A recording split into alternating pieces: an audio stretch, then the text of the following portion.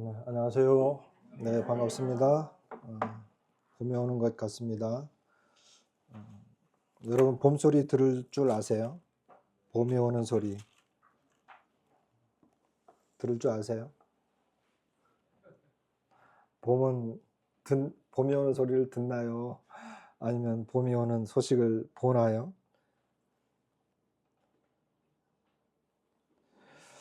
음, 아까 이제 광고가 잠깐 나왔는데 조금 더 광고를 좀 더 하겠습니다. 김장진 형제님이 이제 제주도를 많이 사랑하세요. 그분이 제주도에서 학창 시절로 하면 좀 그래 대학 시절을 보냈고 그때 구원받으시고 이제 그래서 제주도에 대한 특별한 애착이 있습니다.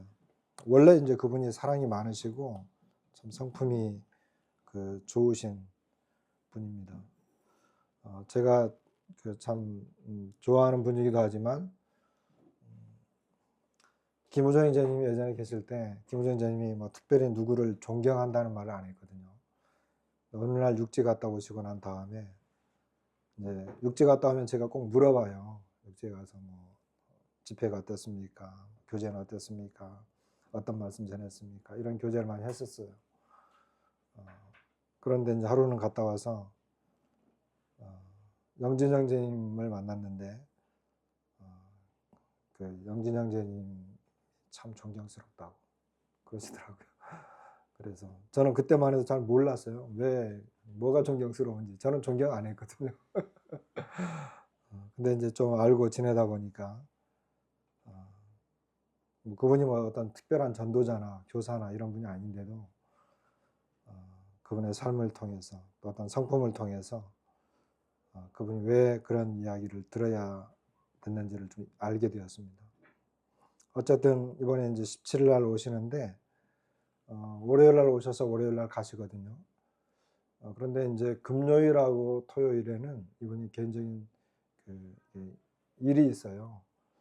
대학 시절에 이제 동창들을 만나고 교수님과 더불어 만나는 시간을 갖습니다. 금요일하고 토요일은 좀 바쁘시고 우리가 시간을 할 수 없고 월요일 날 이제 오후에 오세요. 그러면 월요일 날 저녁 시간밖에 안 되는데 월, 화, 수, 목 그리고 주일 이렇게 이제 시간이 됩니다. 또 오시면 그냥 놀다 가면 좋으신데 그 개인 복음 전도 이분이 하시는 게 개인 복음 전도거든요. 그래서 이제 구도자들을 만나고 싶어 하고 하시기 때문에 구도자들 우리 여기 오늘 박사장 만나오셨는데 박사장님이나 또 우리 은서 씨나 원경 씨 또 우리 정만선 원장님의 또 아내 되시는 분 이런 분들은 아직 구원받지 않으셨습니다. 이런 분들은 시간을 내시고 시간을 내주시면 이제 날짜와 시간을 정하시면 그 날짜와 그 시간에 만나는 것으로 합니다. 지메란 자매님의 남편이 만날 의향을 보이셨습니다. 놀라운 발전입니다. 그리고 또 이모부가 홀로 되신 이모부가 계시는데 거기는 이제 이야기해서 또 시간을 만들어 볼 생각인데 어쨌든 이렇게 해서 개인적으로 만나서 개인적으로 이제 복음을 전하고 듣는 그런 시간입니다.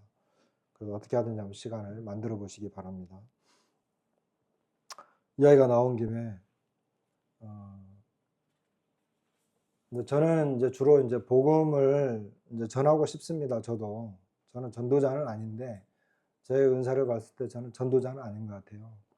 그런데 이제 서귀포에 가서 이제 뭐 개척을 하고 또 여기 와서 뭐 개척하고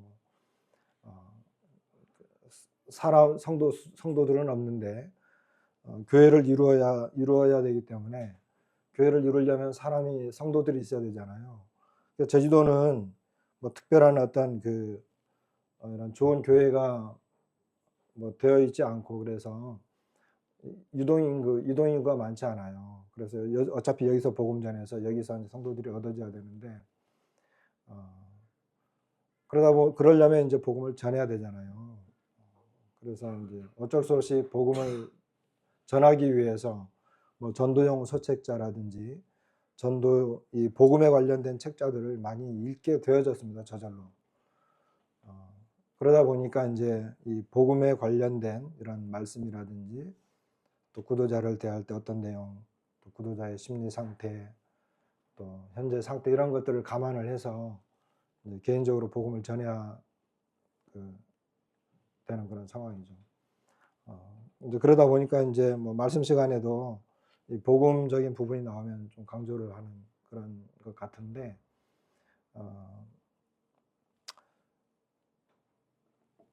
그러다 보니까 이제 연약한 부분도 있어요. 성도들의 어떤 그 태도라든지 하나님 앞에서의 마음 자세라든지 하나님 앞에서의 삶, 뭐 이런 부분들은 많이 약할 수도 있습니다. 하지만 다른 또 형제님들이 이런 부분에 대해서 또 잘 하시기 때문에 감사한 마음이 들고, 그런데 이제 복음을 교회에서 이제 말씀 시간에 복음을 전하잖아요.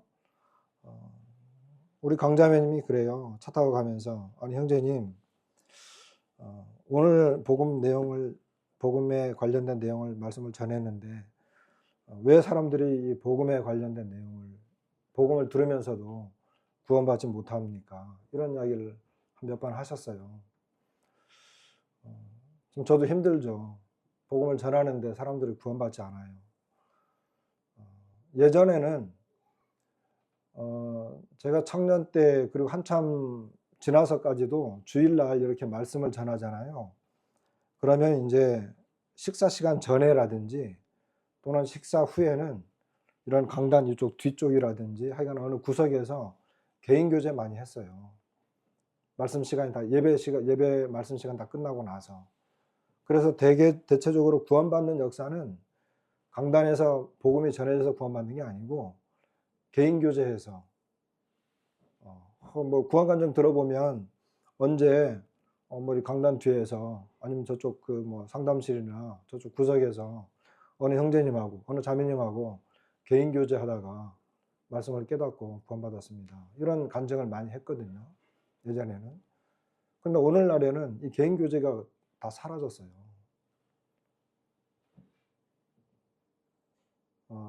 교회가 존재하는데 구원의 역사가 일어나지 않는다. 그 교회 문제 있는 거예요. 강자매님이 하신 말처럼 교회 구원의 역사가 일어나지 않는다. 우리 교회에 심각한 문제가 있는 거예요. 그걸 인정하셔야 돼요. 저는 인정을 합니다. 이 문제가 뭘까? 고민도 되고 갈등이 생기죠. 그러나 이제 구원의 역사가 일어나고 뭐 어떤 방법을 통해서든지 간에 구원의 역사가 일어나고 성도들이 이제 숫자가 늘어나는 것은 뭐 하나님의 축복이죠. 그건 뭐 이렇게 변명의 여지가 없습니다. 그게 하나님의 축복입니다. 그래서 이제 그것 때문에 고민이 되는데, 구원의 역사가 일어나지 않는다. 성도들 뭐 구원의 역사가 일어나지 않는다. 왜 구원받지 못할까요? 사람들이 복음을 듣는데도. 어떻게 생각하십니까? 이 말 하려고 오늘 이거 전혀 이제 본문과 상관없는 건데 이야기하다 보니까 왜 구원의 역사가 일어나지 않을까? 여러분들은 혹시 기도하십니까? 하나님, 가령골 교회에서 구원의 역사가 일어나게 해주십시오. 누가 구원받게 해주십시오. 구도자 이런 사람들이 있는데 구원받게 해주십시오. 기도하시나요? 왜 구원의 역사가 일어나지 않을까요? 구원은 누가 하는 거예요? 하나님이 하시는 거잖아요. 또 성령의 역사거든요.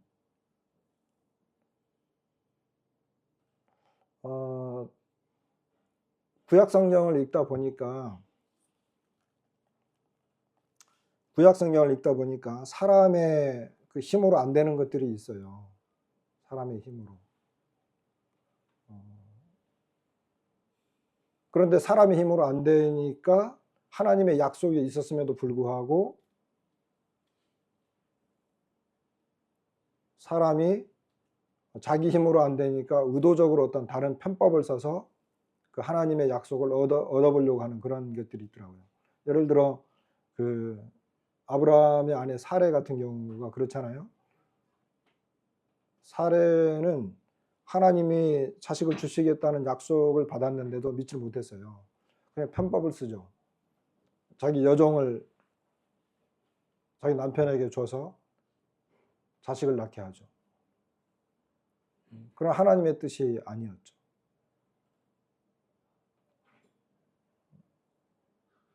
이제 그런 것들이 많이 있어요.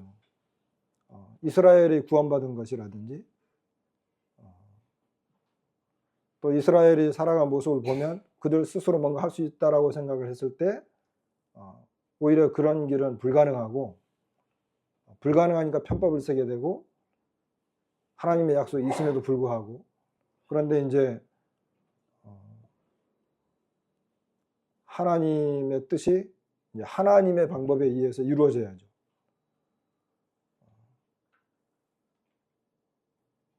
구원의 역사는 성령의 역사입니다. 하나님의 역사이고, 그것이 이제 다만 교회를 통해서, 우리 성도들을 통해서 이루어지는 것이지, 그건 전적으로 하나님의 역사입니다.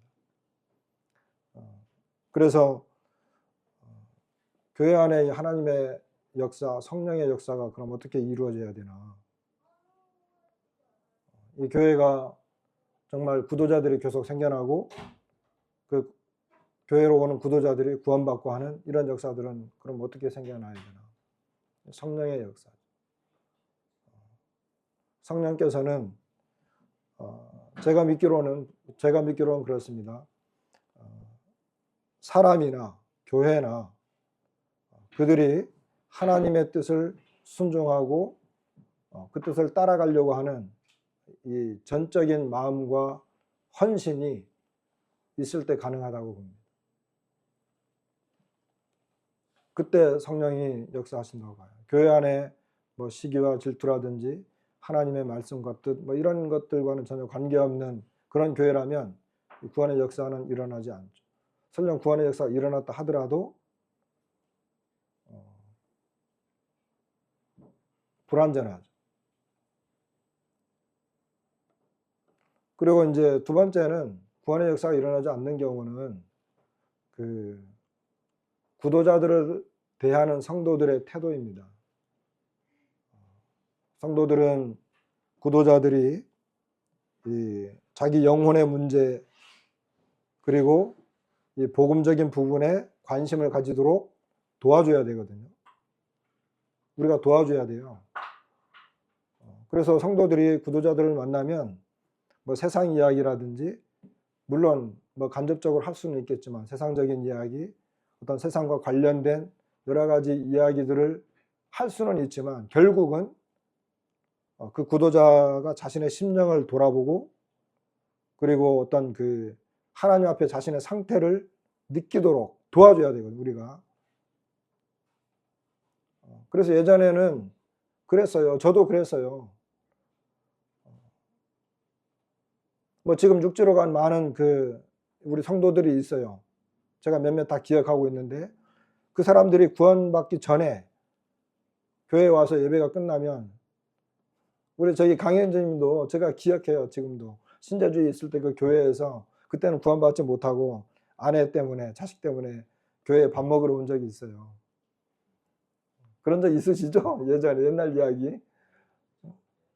그때 교회 한쪽에서 아무도 이야기를 안 해. 그럼 저는 성경 들고 갔어요. 그래서 저기 성님 이거 좀 같이 봅시다 해서 성경 펴서, 뭐 그 성경이 믿어지든 안 믿어지든 그냥 펴서 읽어보게 하고 그 말씀을 가지고 교제하게 하고. 듣기 싫어하죠. 귀찮아하고. 그것 때문에 다음 주에 교회 안 나올 수도 있거든요. 그렇지만 했어요. 그렇게 교제했을 때 이런 그 사람들이, 구도자들이 자신의 상태를 하나님 앞에서 비추어 보게 되거든요. 말씀을 통해서. 또 성도들의 이런 도전을 통해서 비추어 본다고요.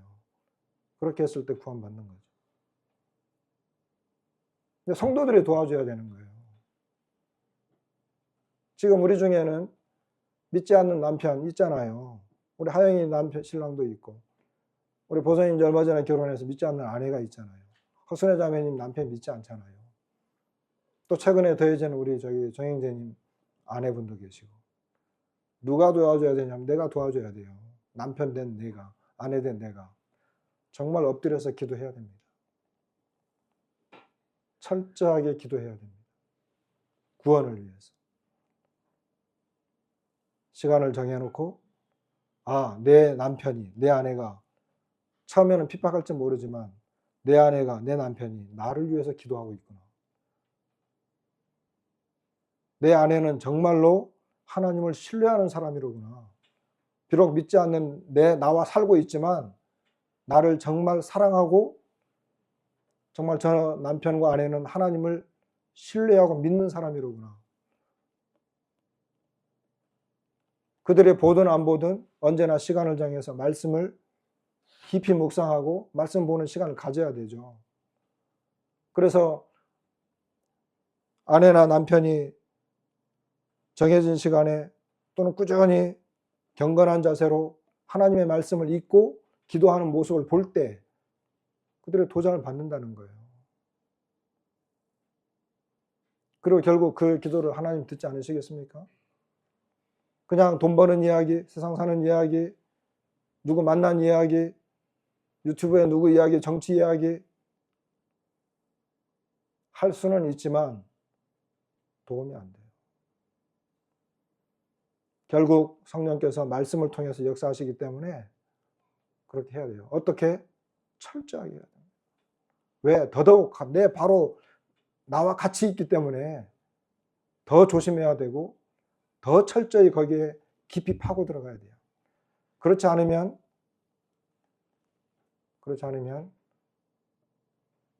구원받지 못할 뿐만 아니라 나 때문에 구원받지 못해요.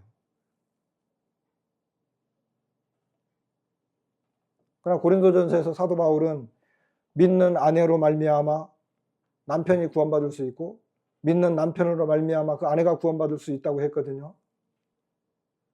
그것은 그냥 저절로 되어지는 게 아니라 바로 나를 통해서 하나님이 역사하도록 하시려면 내가 하나님에게 가장 가까이 나아가야 되죠. 그 길밖에 없습니다. 여러분, 나는 천국에 갔는데 아내가 없어.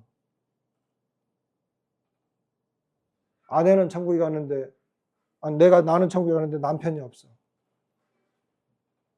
이거 상상할 수 있습니까?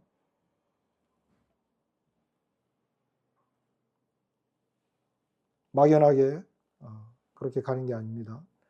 그래서 기도하시고 엎드리시고. 제가 알고 있는 어떤 자매님은 아주 늦게 결혼을 했어요. 근데 남편이 믿지 않는 남편하고 결혼했어요. 그런데 이 자매님은 자기의 어떤 자기가 그렇게 결정한 것에 대한 자기가 책임을 가졌기 때문에 끊임없이 말씀 앞에 엎드렸다고 합니다. 남편을 위해서 기도하고.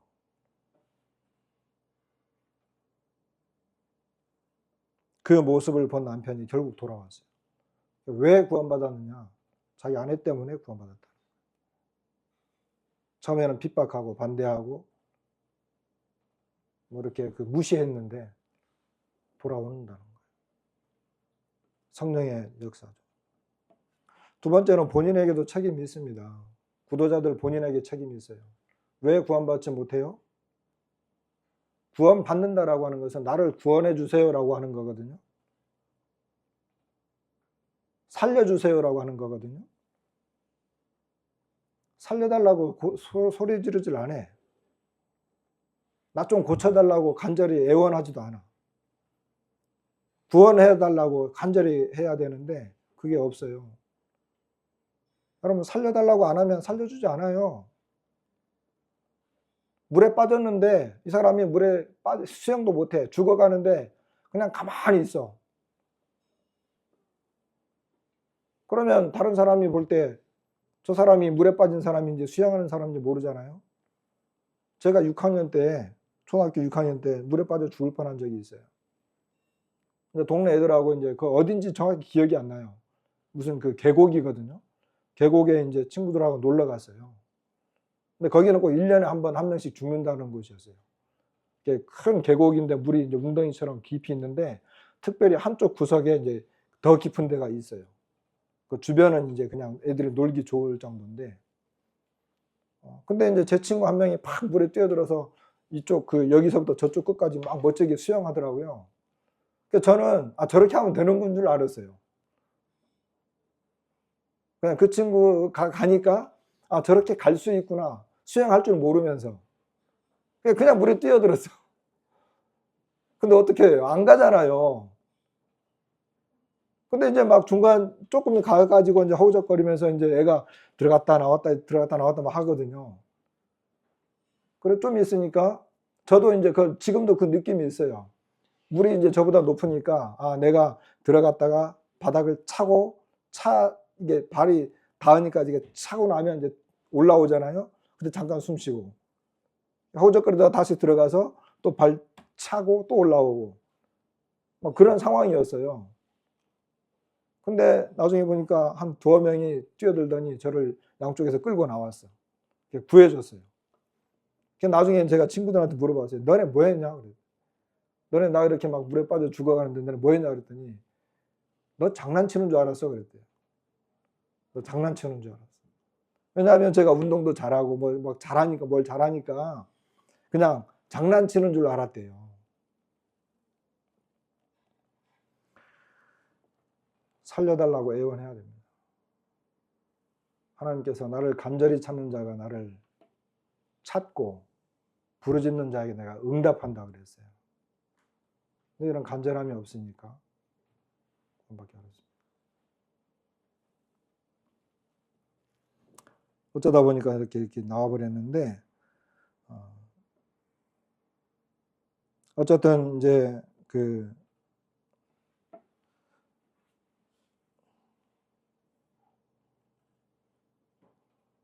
그런 이제 이 복음을 전할 수 있는 그런 교회의 어떤 그런 분위기, 우리 성도님들이 이런 면에 대해서 좀 더 우리가 좀 생각을 해봐야 된다. 그런 생각을 갖고 있고요. 저는 오늘부터 주일학교가 되는 줄 알았는데 주일학교가 이제 3월 다음 주부터 한다고 했습니까? 네, 다음 주부터 주일학교가 된답니다. 이거에 아울러서 제가 이제 몇 가지를 좀 말씀을 드리겠습니다. 이것 때문에 제가 한 며칠 쉬면서 계속 고민을 많이 했어요. 어떻게 해야 될지도 모르겠고 어떤 것이 도움이 될지. 지금 그룹 교제가 한 1년 정도 지났는데 그룹 교제가 이제 잘 되었다가 처음에는 이제 되었는데 그 다음에 좀 약간 흐지부지한 상태예요. 그래서 그룹을 다시 만든다 이런 어떤 그런 개념보다는 교회에서 아까 말씀드린 것처럼 교회가 이제 발전한다든지 쉽게 말하면 뭐 부흥이라고 하잖아요. 그러면 숫자가 많아진다는 말인데 교회가 숫자가 많아지려면 어떻게 됩니까? 숫자가 많아지려면 그냥 지금 우리끼리 딱 좋죠. 더 이상 늘어나는 거 싫어. 여기서 더 늘어나면 더 복잡해. 피곤하고 힘들어. 우리 자매님들 한 달에 한 번씩 당번하는 거 힘들지 않으세요? 여기서 딱 식구가 2배만 늘어나서 2달에 한 번 당번하면 좋지 않으세요?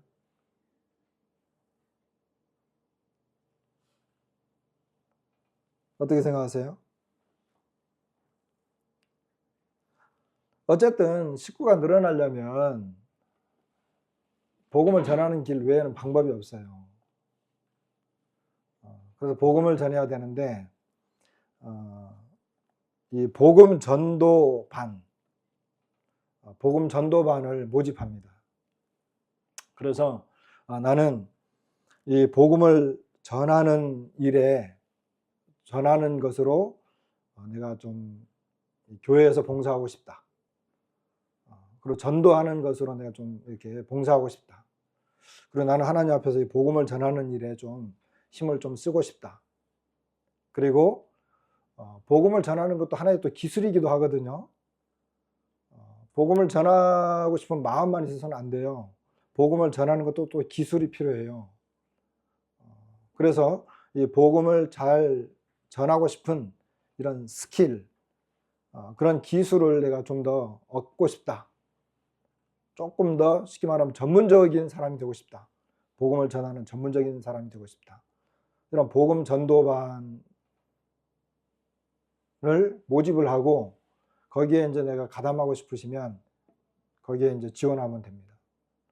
그분들끼리 일반 교회는요, 무슨 여전도반, 남전도회 뭐 이런 것들이 있어요. 그래서 그런 사람들이 구도자들을 방문하기도 하고 신방도 하고 뭐 소책자도 주고 실제로 가서 복음도 전하고 이제 그런 일들을 하거든요.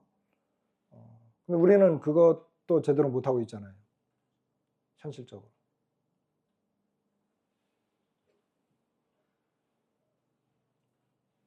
2월 달이 지나갔는데 2월 한 달 동안 나는 누구에게 복음을 전해봤습니다 하시는 분 계시나요? 혹시 여러분 중에 2월 한 달이 지나갔어요. 근데 나는 어떤 사람에게 복음을 전했습니다. 한 사람이라도, 한 시간이라도.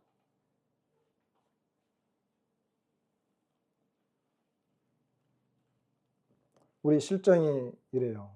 정확하게 보고 우리가 좀 생각을 해봅시다.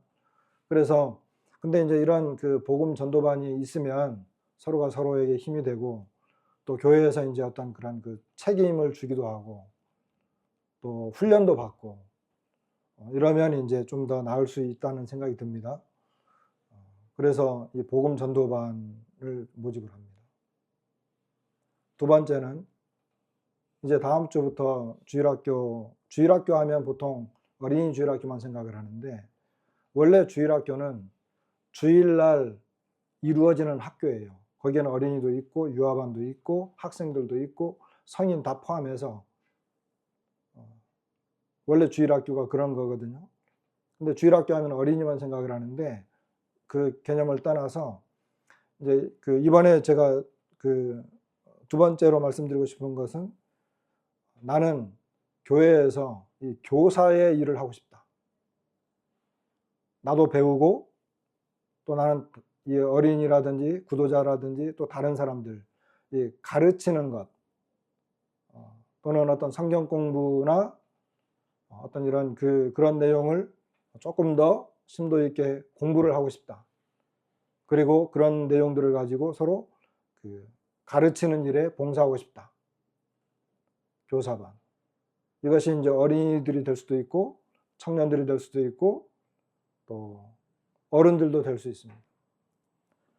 그래서 이 교사반이라고 그냥 잠정적으로 생각을 했는데 여기에 이제 관심이 있으신 분들, 여기에 관심이 있으신 분들은 이 반에 신청을 하시면 좋을 것 같아요.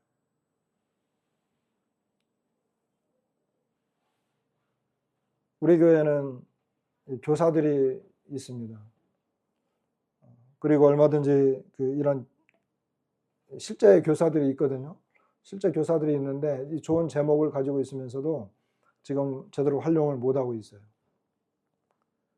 그래서 하나님께서 이 부분에 대해서 좀 더 은혜를 베푸시고 또 우리 교사들이 이런 부분에 대해서 이제 하나님 앞에 지혜를 구하고 또 어떻게 이 일에 실제적인 일을 할 수 있는지를 좀 고민할 필요가 있겠어요. 그래서 실제 일을 할 수 있는 사람 그리고 마음이 있는 사람 이런 사람들이 했으면 좋겠습니다.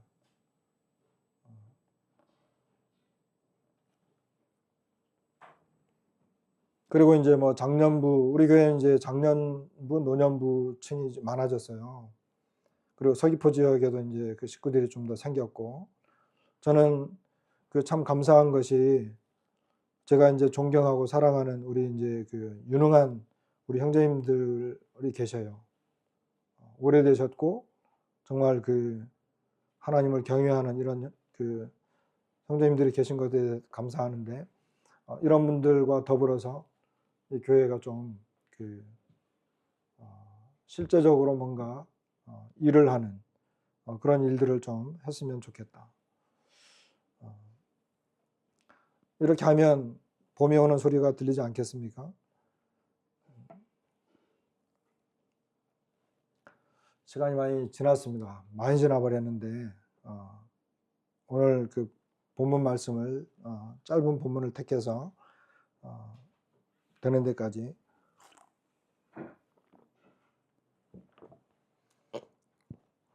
창세기 말씀을 계속 보고 있는데요.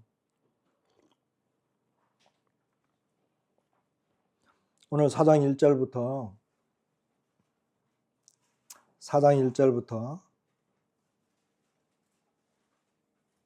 9절까지 8절까지만 읽겠습니다. 8절까지 4장 1절로 8절까지 번갈아 가면서 한번 읽어볼까요?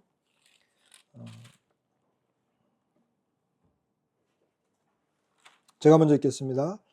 아담이 그의 아내 하와와 동침하매 하와가 임신하여 가인을 낳고 이르되 내가 여호와로 말미암아 득남하였다 하니라.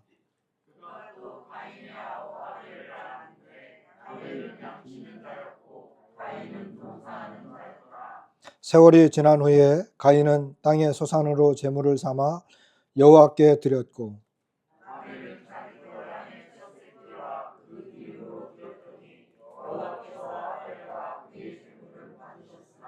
가인과 그의 제물은 받지 아니하신지라.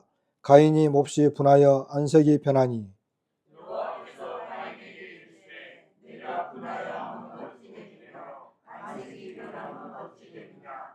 네가 선을 행하면 어찌 낯을 들지 못하겠느냐.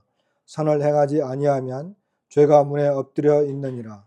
죄가 너를 원하나 너는 죄를 다스릴지니라.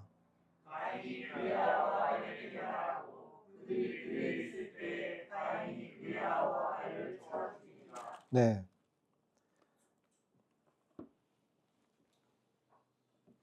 첫 번째는 1절과 2절 본문을 가지고 예배를 드리기 위해 태어난 사람이라고 생각을 해봤습니다.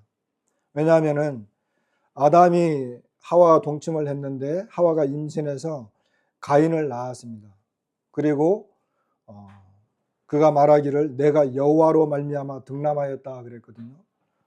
그래서 가인의 출생은 하나님으로 말미암아 그가 가인이 태어난 것입니다. 그리고 가인의 아우 아벨을 낳았는데 아벨은 양치는 자였고 가인은 농사하는 자였더라 이렇게 말씀하고 있습니다.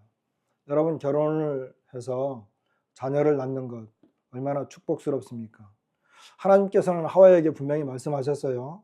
그가 비록 범죄했지만 그 너의 후손이 뱀의 후손의 머리를 이렇게 밟을 것이다. 그 여자의 후손에 대해서 하나님은 약속하셨어요. 하와가 아이를 낳으면서 그는 자기로부터 후손이 낳은 것. 그러니까 여호와께서 사람을 만드셨잖아요. 똑같이 하와도 자기도 하나님처럼 사람을 만들었다라고 하는 이와 같은 의미를 갖고 있어요. 그래서 하와는 가인이라고 이름을 지었어요. 그래서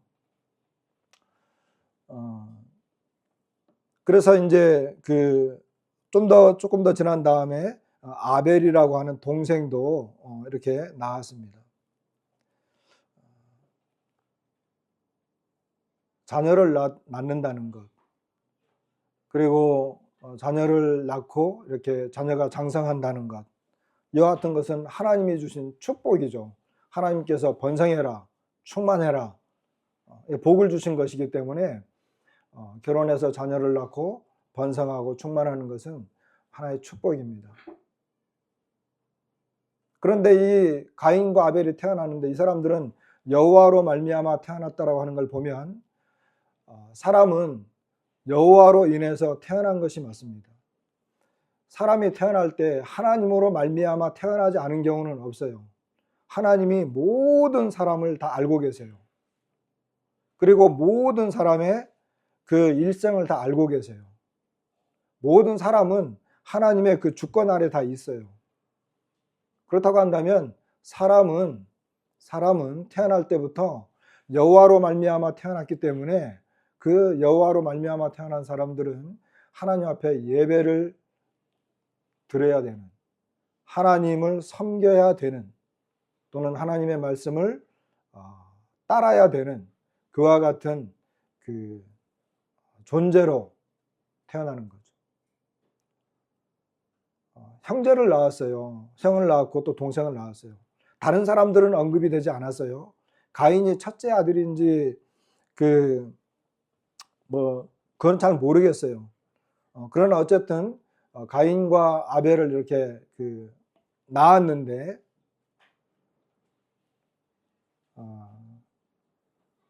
얼마나 기대가 컸겠어요. 그리고 얼마나 신비했겠어요. 엊그저께 이제 우리 은우가 저희 집에 놀러 왔어요. 5살이 되니까 말을 엄청 잘하더라고요. 그럼 그 말을 엄청 잘하는데 그 말 잘하는 그것이 저한테는 너무 신기하더라고요. 그래서 제가 계속 물어봤어요. 야, 너 어떻게 그렇게 말을 하니? 어떻게 그렇게 말하니? 이 말을 하고 싶어서 하는 게 아니고 저절로 된 거잖아요. 근데 어떻게 똑같이 사람 말을 하지? 어떻게 의사소통이 되지? 신기하더라고요. 얼마나 자식을 낳으면 그 자식이 신비롭겠어요. 그런데 불행하게도 우리가 그 마지막 부분까지 읽어봤는데 여러분, 내 자녀가 나중에 커서 살인자가 된다고 하면 되겠습니다. 내 자녀가 컸는데 장성했는데 나중에 살인자가 됐어. 근데 아담과 하와는 맨 처음 사람이잖아요. 근데 자녀를 낳아가지고 키웠는데 살인자가 됐어. 그것도 자기 친동생을 죽인 살인자가 됐어. 이게 창세기에 처음에 나오는 죄입니다. 첫 번째 죄는 아담과 하와의 죄고 두 번째는 살인죄예요. 첫 번째 죄는 불순종의 죄지만 두 번째 죄는 살인죄예요. 자식을 낳았는데 살인을 저질렀어. 그것도 자기 동생을.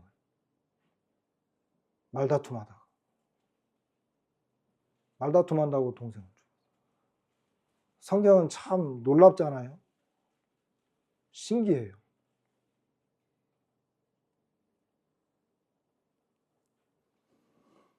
어떤 자녀를 낳고 싶으세요? 어떤 자녀가 되기를 원하세요? 여기 지금 보니까 초등학생, 중학생 부모님들도 계시는데 여러분의 자녀가 어떤 자녀가 되기를 원하십니까? 모르잖아요.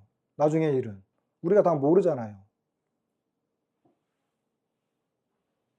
우리가 원하는 것은, 정말 우리가 바라는 것은 하나님을 경외하고 섬기는 그런 자녀가 되기를 원하죠. 그렇잖아요?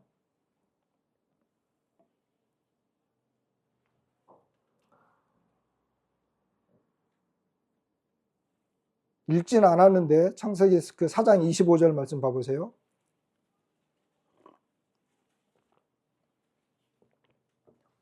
아담이 다시 자기 아내와 동침하며 그래요. 여기 아담이 다시 자기 아내와 동침했어요. 똑같은 일이 벌어진 거예요. 4장 1절하고 그가 아들을 낳아 그의 이름을 셋이라 하였으니 이는 하나님이 내게 가인이, 여기 굉장히 중요한 표현, 하나님이, 주어가 하나님입니다. 내게 가인이 죽인 아벨 대신에 다른 씨를 주셨다 그랬어요. 다른 씨.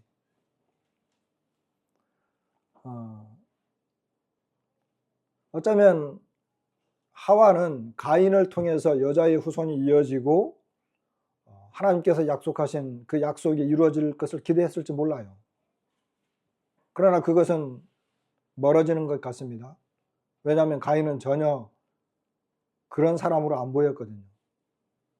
아니나 다를까 하나님은 그에게 다른 씨를 주십니다. 여기 특별히 다른 아벨 대신에 다른 씨라고 표현을 해요. 다른 씨.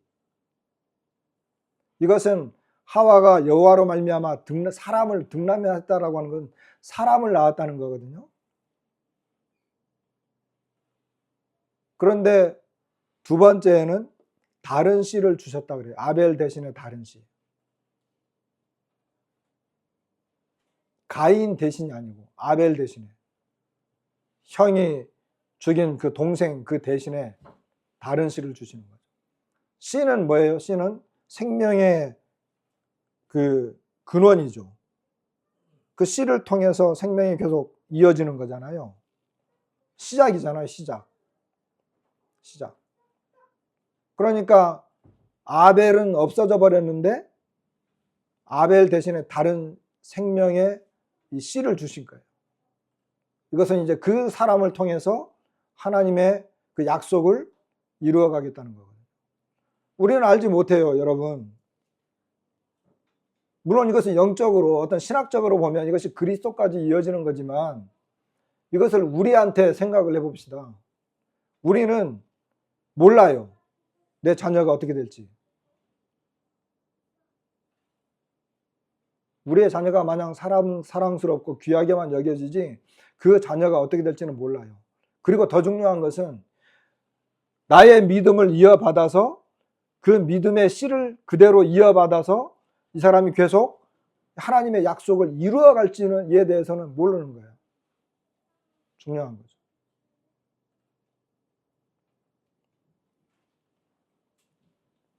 성경에는 그렇잖아요. 아브라함이 이스마엘을 낳잖아요. 그런데 하나님의 뜻은 이삭에게 있었어요. 이삭은 에서와 야곱을 낳았는데 에서가 제껴지고 야곱을 통해서 약속이 이어졌어요. 야곱에서 많은 자손들이 있었는데 장자 르우벤은 제껴지고 유다가 장자의 권을 가져와요. 이 백성을 살리는 것은 형제들에 의해서 살리는 것이 아니라 버림받았던 요셉에 의해서 또 이스라엘이 구원받아요. 이상하죠. 그렇다고 한다면 처음 된 자가 나중되고 나중된 자가 먼저 될 수 있어요.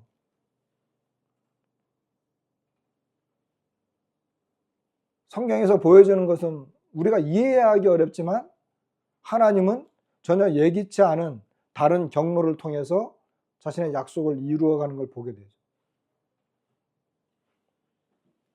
교회에서 어릴 때는 내 말썽을 피우고 장난꾸러기고 저 사람 되겠나 싶은데 나중에 20대가 되고 군대 갔다 와가지고 하는 거 보니까 전도도 하고 말씀도 전하고 일꾼이 돼. 어이구, 제가 그렇게 됐어? 이런 경우 많이 있거든요. 몰라요. 근데 어떤 애는 학교 열심히 다녀가지고 공부 열심히 하더니 좋은 직장에 들어갔어요. 좋은 직장에 들어가가지고 아주 그냥 예쁘고 부잣집 아가씨 만나가지고 세상으로 가버리는 경우도 많아요. 모르는 거예요.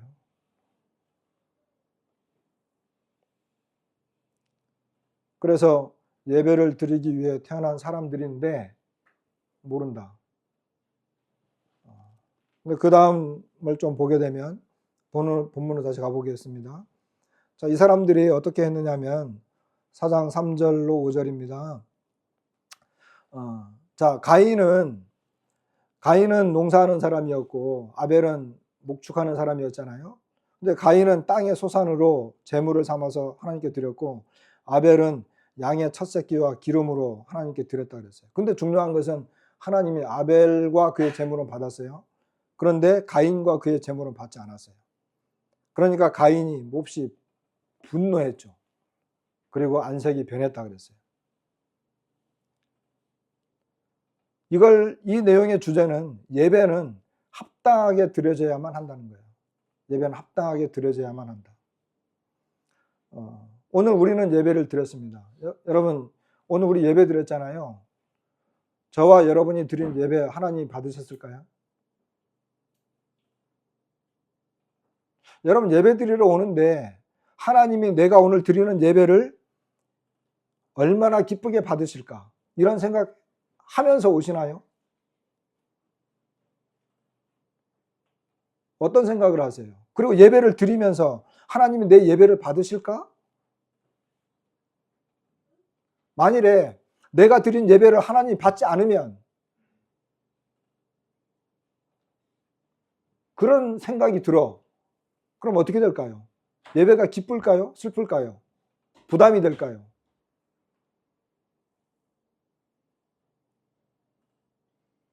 저는 우리가 예배 시간에 예배를 드리잖아요. 그럼 이제 마지막 기도를 거의 제가 하는 편인데 조금 이렇게 좀 다양화됐으면 좋겠어요.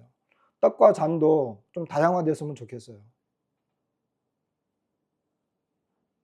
여러 형제님들이 다 할 수 있는 것입니다. 왜냐하면 같은 사람이 계속 같은 말을 하게 되면 뻔한 이야기 하거든요. 결국은 비슷한 이야기밖에 못해요. 근데 이제 제가 보통 끝나는 이야기 하잖아요. 끝날 때 기도 보통 하는데, 끝날 때 우리의 예배를 받으신 하나님께 감사드린다라고 보통 기도해요. 저는 그것이 제 마음에 큰 기쁨이 되기 때문에 그렇게 합니다. 왜냐하면 오늘 드려진 예배는 하나님이 받으신다는 거예요.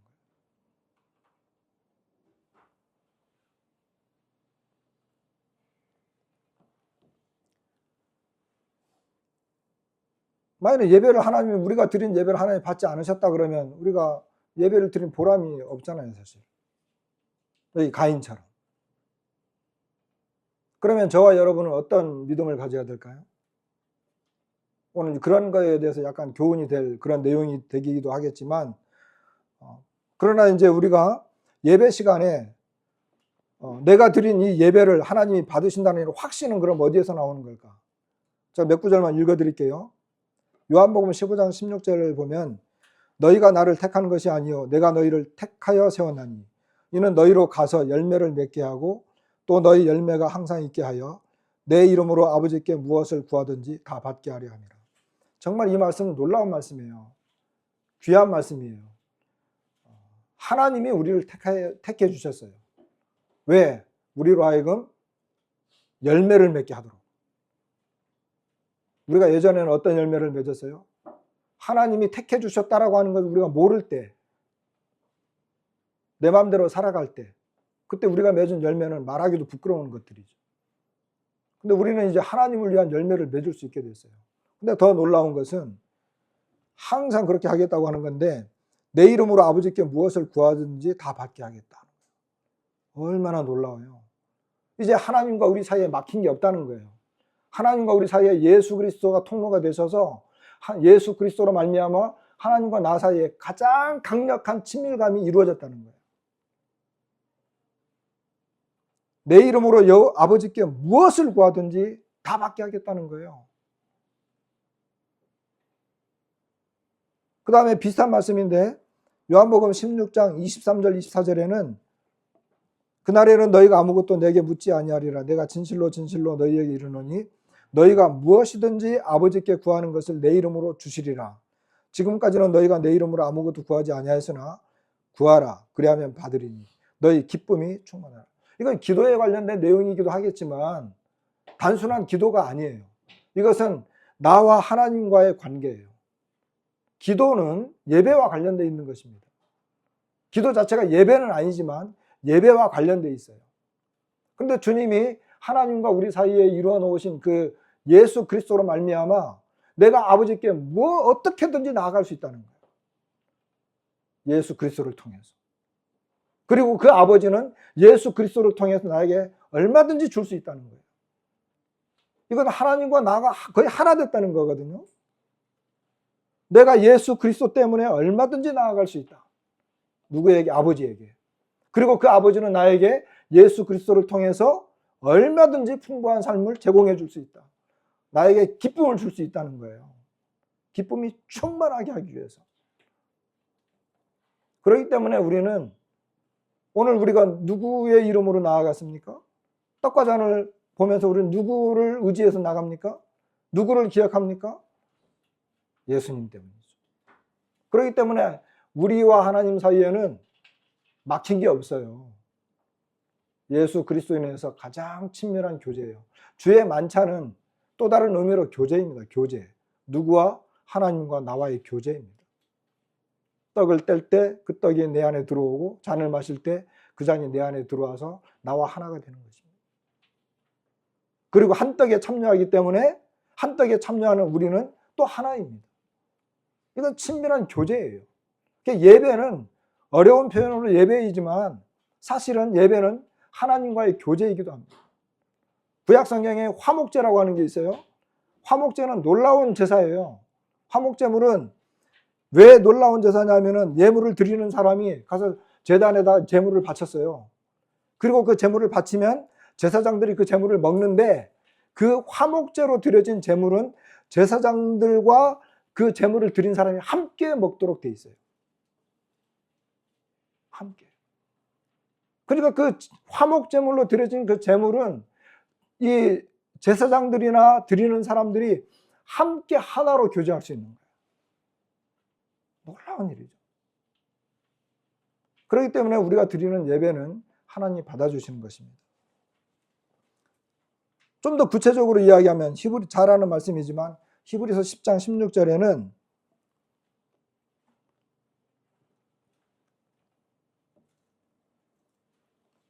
(17절부터) 읽으면 또 그들의 죄와 그들의 불법을 내가 다시 기억하지 아니하리라 하셨으니 이것들을 사하셨은즉, 이거 죄를 말하는 거예요. 다시 죄를 위하여 제사 드릴 것이 없느니라.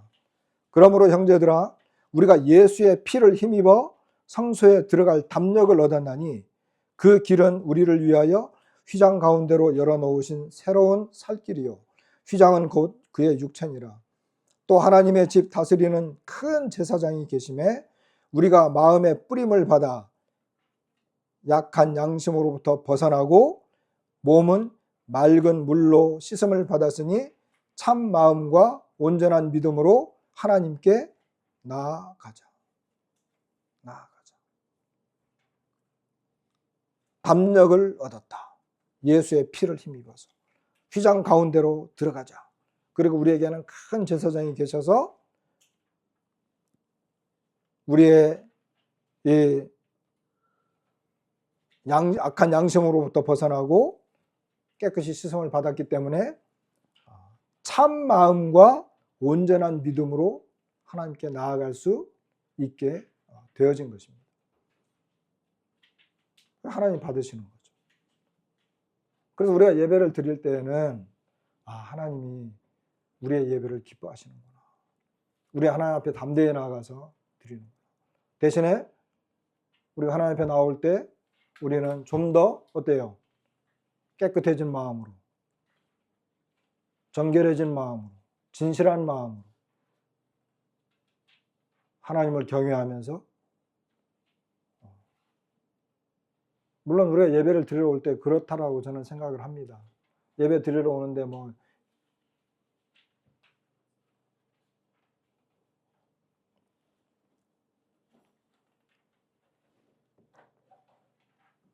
자, 그런데 예배는 합당하게 드려져야 된다 그랬잖아요. 여기 가인은 땅의 소산으로 드렸어요. 아벨은 양의 첫 새끼와 기름으로 드렸어요.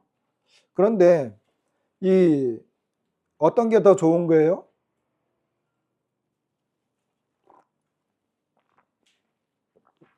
아벨의 제물을 받았으니 하나님은 양의 첫 새끼와 그 기름, 그러니까 고기를 좋아하시고 하나님은 곡식은 싫어하시는구나. 그런 의미는 아닌 거 다 아시죠? 세일 해머라고 하는 그 다른 책들과 조금 다른 그 분별을 하더라고요. 이분이 세일 해머라고 하는 이분이 우리가 보통 일반적으로 가인의 제물은 일반적인 제물, 아벨의 제물은 가장 좋은 것, 여기 양의 첫 새끼와 기름이기 때문에 첫 새끼, 첫 이삭 이런 것들은 다 가장 좋은 거거든요. 그런데 가인의 제물은 이 땅에서 나온 거기 때문에, 저주받은 땅에서 나온 거기 때문에 일반적인 것이고 그 어떤 영적인 면으로 안 좋은 것들로 생각이 드는데, 아벨의 제물은 가장 좋은 것으로 드린 거니까 그렇게 한다. 또는 가인의 제물은 피가 없는 희생 제물이었다. 아벨은 피 있는 피의 희생 제물로 드렸다. 그래서 하나님은 받으신 것이다. 어떤 율법적인 내용을 이렇게 봤을 때, 근데 이것도 맞지가 않아요. 왜냐하면 율법 제사에 이제 그 곡식을 드리는 것이 있기 때문에. 근데 세일 해머는 뭐라고 말을 하냐면은 두 가지 제사 희생이 아니다는 거예요. 제물이었다는 거예요. 표현이 제물이라고 하는 표현을 썼어요. 그러니까 곡식으로 드린 것도 제물이었고 양으로 드린 것도 제물이었어요. 그러니까 두 개에 다 문제는 없었어요. 뭐 농사하는 사람이니까 자기가 가장 좋은 것 알겠죠. 그거 드렸겠고, 목축하는 사람이니까 가장 좋은 것으로 드렸을 거예요. 그리고 더 놀라운 분별은 아벨은 자기도 양의 첫 새끼와 그 기름으로 드렸다라고 하는 이 표현을, 이 가인도 가장 좋은 것으로, 이 4절의 문장 표현이 가인에게도 해당된다는 식으로 보는 거예요. 가인도 가장 좋은 것, 다시 말하면 첫 이삭을 드렸을 것이다, 이렇게 보는 거예요. 그렇다고 한다면 두 사람이 드린 이 제물에는 차이가 없다는 거죠. 그럼 뭐가 문제냐는 거예요. 뭐가 문제냐. 우리가 지난 수요일에 이런 내용을 교제했는데 뭐가 문제가 될까요? 문제는 그 뒤에 나와요. 그러니까 하나님은 제물에 대해서 뭐라고 말하지 않았어요. 히브리서 믿음장에 와서 더 나은 제물이라고 하는 표현이 나오긴 하지만 지금 여기 본문에는 제물에 대해서 뭐라 깊이 나와 있잖아요. 그리고 그들의 어떤 이런 어떤 제물을 어떤 식으로 드렸느냐도 자세히 나와 있잖아요. 근데 그 뒤에 나오는 건 뭐냐 하면은 가인의 태도예요. 가인의 태도. 가인의 태도를 통해서 가인이 어떤 마음과 자세로 하나님 앞에 예물을 드렸는지를 우리는 짐작할 수 있어요. 그게 뭐냐 하면 5절에 보니까 가인과 그의 제물은 받지 않았는데 가인이 몹시 분하여 안색이 변했다는 거예요.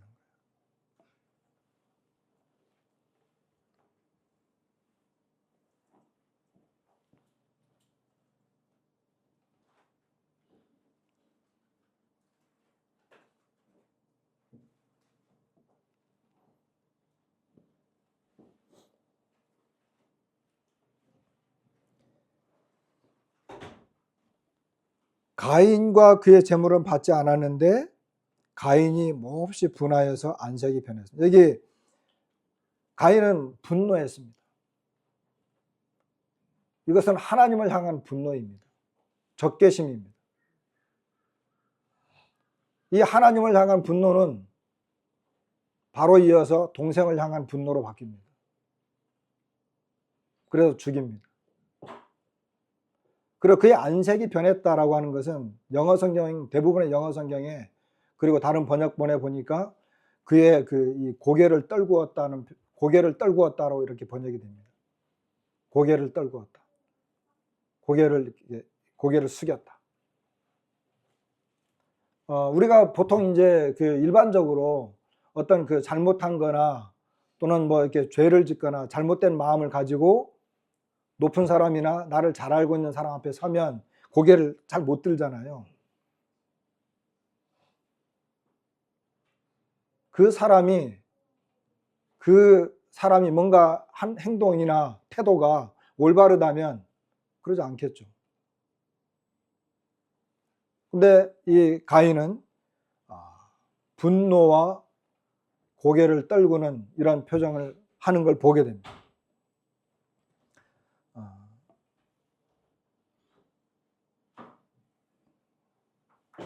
여기에서 이제 더 많은 것을 볼 수 있는데 시간이 없기 때문에 좀 넘어가겠습니다. 6절. 그래서 6절에 하나님께서 내가 분하여 하면 어찌미고 안색이 변하면 어찌 됨이냐. 그러면 7절 내가 선을 행하면 어찌 낯을 들지 못하겠느냐 그래요. 그러니까 낯을 드는 것은 선을 행하는 것과 관계가 있어요. 그러니까 고개를 떨구었다라고 하는 것은 선을 행하지 못했다는 거예요. 그리고 선을 행하지 않으면 죄가 문에 엎드려 있느니라. 죄가 너를 원하나 너는 죄를 다스릴지니라. 이렇게 이야기합니다. 요 내용은 그 다음에 이제 가인이 아벨을 차고 죽이는데 이 내용의 주제는 이렇게 잡아봤어요. 예배의 실패는 곧 죄의 지배 아래 놓이게 된다는 거예요. 그런데 이 가인이 왜 예배에 실패했느냐? 왜 하나님께서 그의 예배를 받을 수 없느냐? 그것은 여기 하나님께서 말씀하시는 내가 선을 행하면 하는데 약간의 힌트가 있어요. 이 선을 행하다, 선에 대한 성경의 용례, 선에 대해서 제가 쭉 이렇게 사전을 찾아보니까 선을 행하다, 선에 대한 이런 표현들이 어떤 식으로 표현되느냐 하면은 좋다, 훌륭하다, 또는 즐겁다, 잘되다. 이 즐겁다라고 하는 표현이 많이 나와요. 즐겁다. 또는 기쁘다, 뭐 기쁘게 하다, 즐겁게 하다, 기뻐하다, 또는 잘되다라고 하는 것, 잘하다, 특히 이제 올바로 하다, 그 다음에 뭐 선행을 하다, 이런 것, 그리고 어디에 적합하다, 어디에 좋다, 훌륭하다, 이런 용례로 계속 쓰여요, 이 단어가. 그럼 이걸 좀 정리해 보면 우리가 여기서 자세히 볼 수는 없지만 그들이 때가 되어서 하나님 앞에 뭔가 제사를 드릴 때에는 뭔가 어떤 이 계시가 있었을 거예요. 아무것도 없는데 예배를 드린다? 이상하잖아요. 그러니까 가인과 아벨이 하나님 앞에 예배를 드릴 때에는 여기에 자세히 나와 있지는 않지만 어떤 하나님으로부터 어떤 계시나 어떤 뭔가가 있었을 거예요. 근데 그런 내용에 대해서 가인은 실패한 거예요. 근데 그게 뭘까? 하나님이 뭔가 메시지를 주고 하나님의 어떤 그 명령이라든지 어떤 계시라든지 뭔가 하나님이 그들에게 뭔가 이렇게 그 보여준 것에 대해서 거기에 대해서 가인은 여기 말한 것처럼 적합하지 못했어요. 하나님을 기쁘게 하지 못했어요. 그리고 하나님에 대해서 호의적이지 않았어요. 하나님 호의를 보일 수가 없었어요. 하나님을 즐겁게 해드릴 수가 없었어요. 이것이 가인이 한 행동이에요.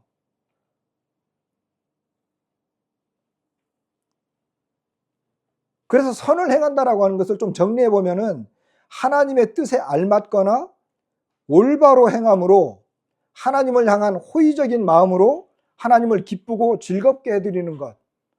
전체 모아서 이렇게 정리해 보면 그런 거예요. 그러니까 가인은 하나님 앞에서 어떤 그 하나님을 알 수 있는 그런 것들에 대해서 실패했는데 하나님의 뜻에 맞는 것, 그분을 즐겁게 하는 것, 그분의 어떤 호의를 베풀 수 있는 것, 그분에게 적합한 이와 같은 것들에 대해서 실패했다는 거죠. 선을 행한다라고 하는 것은 이 율법서 전체에 대해서 나와 있는 어떤 그런 어떤 의미적인 것을 이렇게 함축해 보면 하나님의 이 말씀에 대한 순종과 결부돼요. 하나님의 말씀에 대한 순종, 행위와 관련된 것입니다. 그래서 이거는 가인이 쉽게 말하면 하나님의 말씀이나 그분의 뜻에 순종하지 못했다는 거예요.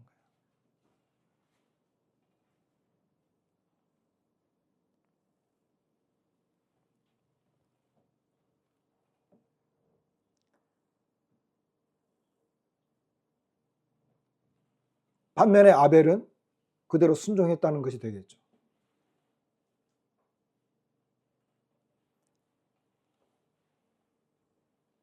우리가 이제 시간이 좀 지났지만 한 구절 말씀을 좀 찾아보겠습니다.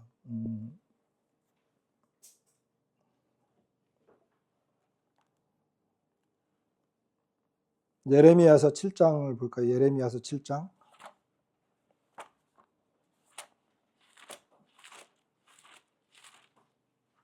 예레미야 7장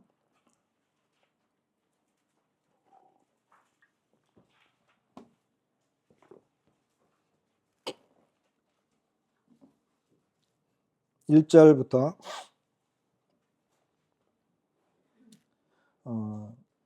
여호와께로부터 예레미야에게 말씀이 임하니라 이르시되 너는 여호와의 집 문에 서서 이 말을 선포하여 이르기를 여호와께 예배하라. 이 문으로 들어가는 유다 사람들아 여호와의 말씀을 들으라. 이렇게 이야기합니다. 4절에 보니까 3절에 만군의 여호와 이스라엘의 하나님께서 이와 같이 말씀하시되 너희 길과 행위를 바르게 하라. 그리하면 내가 너희로 이곳에 살게 하리라. 길과 행위를 바르게 하라. 4절에 너희는 이것이 여호와의 성전이라 하는 거짓말을 믿지 말라. 너희가 만일 길과 행위를 참으로 바르게 하여 이웃들 사이에 정의를 행하며 이방인과 고아와 과부를 압제하지 아니하며 이렇게 쭉 나옵니다. 그러니까 하나님께서 원하시는 것은 여호와의 성전이 중요한 게 아니고 그들의 길과 행위를 바르게 하는 것에 더 관심이 있습니다. 8절 보라 너희가 무익한 거짓말을 의존하는도다. 너희가 도둑질하며 살인하며 간음하며 거짓 맹세하며 바알에게 분향하며 너희가 알지 못하는 다른 신들을 따르면서 내 이름으로 일컬음을 받는 이 집에 들어와서 내 앞에 서서 말하기를 우리가 구원을 얻었나이다 하느냐.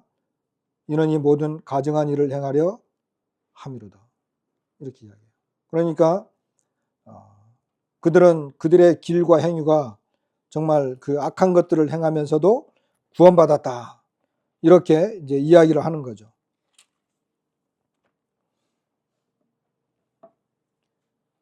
그 다음에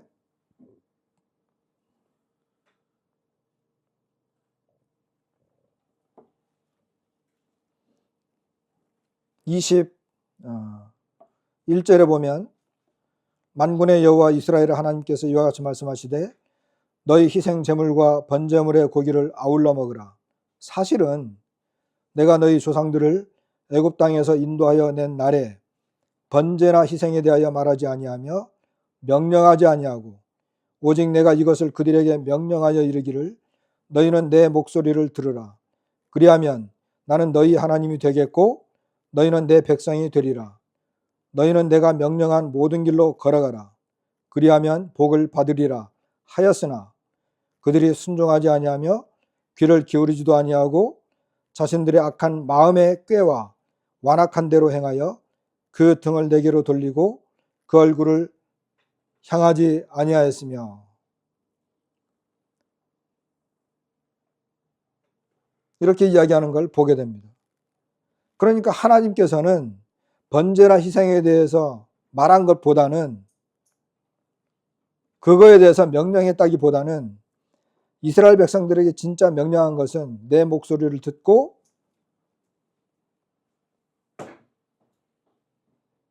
내가 명령한 모든 길로 걸어가라. 그리하면 복을 받는다는 거예요.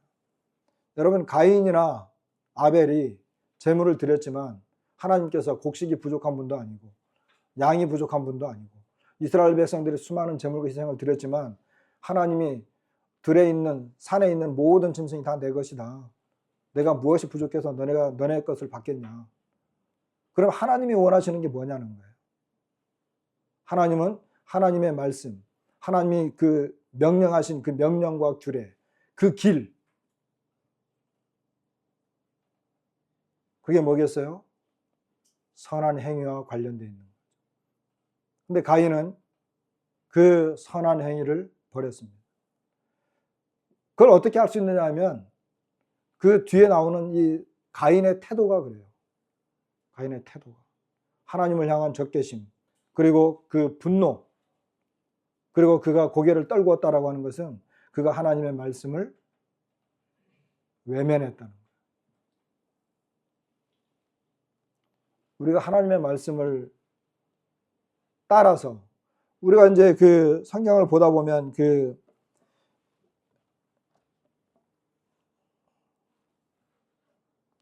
진짜 그 하나님이 받으시는 예배, 제사, 이게 뭐냐면요. 몇 구절만 더 보여드리면 하나님께서는 노아의 제물을 받았어요. 그리고 그 향기를 맡으시고 다시는 저주하지 않겠다. 이런 약속을 하시거든요. 노아는 이제 하나님이 원하시는 게 뭔지 알았어요. 왜냐하면 세상에 죄악이 관영했다라고 하는 것을 노아가 알았는데 노아는 그것을 보고 멸망받는 걸 알았거든요. 그러니까 그가 어떻게 이제 하나님의 말씀을 따라야 하는지를 알았다는 거예요. 그 신약에 와서는 빌립보서 4장 18절에 보면 내게는 모든 것이 있고 또 풍부한지라 에바브로디도 편에 너희가 준 것을 받음으로 내가 풍족하니 이는 받으실 만한 향기로운 제물이요 하나님을 기쁘시게 하는 것이라. 여기 사도 바울은 향기로운 제물, 하나님을 기쁘게 하는 것에 대해서 이 복음 전도를 위해서 드려지는 헌금들, 사도 바울이 복음 전도로 인해서 어려움을 겪을 때 거기에 대해서 도와준 헌금들에 대해서 이렇게 말합니다. 히브리서 13장 15, 16절 우리가 잘 아는 거죠. 우리는 예수로 말미암아 항상 찬송의 제사를 하나님께 드리자. 이는 그 이름을 증언하는 입술의 열매니라. 오직 선을 행함과 서로 나누어 주기를 잊지 말라. 하나님은 이 같은 제사를 기뻐하느니라. 하나님이 기뻐하시는 제사, 하나님께서 받으시는 제사 뭐예요? 찬송의 제사, 그리고 나눠주는 제사, 선을 행하는 제사. 그러니까 하나님이 기뻐 받으시는 진정한 예배는 우리의 삶이었어요. 삶. 내가 하나님 앞에서 그분의 말씀을 묵상하면서 어떻게 살아가고 있느냐가 진짜 예배였어요. 그걸 하나님이 받느냐 안 받느냐예요. 우리의 삶은 하나님의 말씀과 동떨어져 있으면서 내가 여기 와서 큰 소리로 찬양하고 예배드리고 떡대고 잔 나누고, 떡대고 잔 나누는 게 무슨 큰 의미가 있겠어요? 떡대고 잔 안 나누는 교회 많아요. 그럼 그 사람들은 다 잘못된 제사입니까? 예배입니까?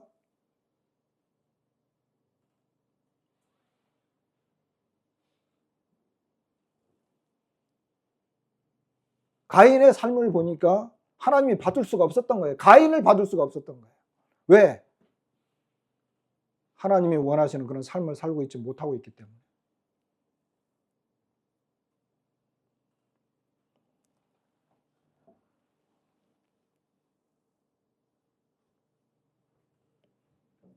마지막으로, 그런데 하나님은 너가 선을 행하지 아니하면 죄가 문에 엎드려 있느니라 이랬거든요. 죄가 너를 원하나 너는 죄를 다스릴지니라. 여기에 주제가 예배의 실패는 곧 죄의 지배 아래 놓이게 된다는 거였거든요. 다시 말하면 선을 행하는 것, 하나님의 말씀과 관계없는, 하나님의 말씀에 순종하지 않는 삶을 산다는 것은 다시 말하면 죄의 지배 아래, 죄의 유혹과 죄의 지배 아래 놓일 가능성이 매우 크다는 거예요. 죄의 지배 아래. 그러니까 이 우리의 예배는 이 주일날 와가지고 이렇게 하는 이 예배, 하나님 기뻐하시고 받으시는 예배이지만, 그러나 진정한 예배는 우리의 삶 속에서 하나님의 말씀을 묵상하고 그분이 원하시는 삶을 사는 거예요. 가난한 사람 도와주고, 또 어려운 사람을 붙들어주고, 또 뭐 이런 다양한 내용들에 대해서 우리의 삶을 통해서 받아들여지는 거예요. 근데 그것이 없다면, 하나님의 말씀이나 이런 그 하나님의 어떤 메시지나 계시가 없다면 우리는 언제나 이 죄의 유혹에 쉽게 무너질 수 있다는 것입니다.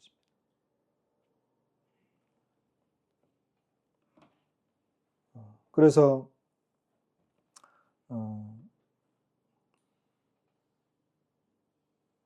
뭐 여러 가지 하나님의 말씀에 대해서 우리가 뭐 강조할 수 있겠지만은, 오늘 예배의 가인과 아벨의 이 모습을 통해서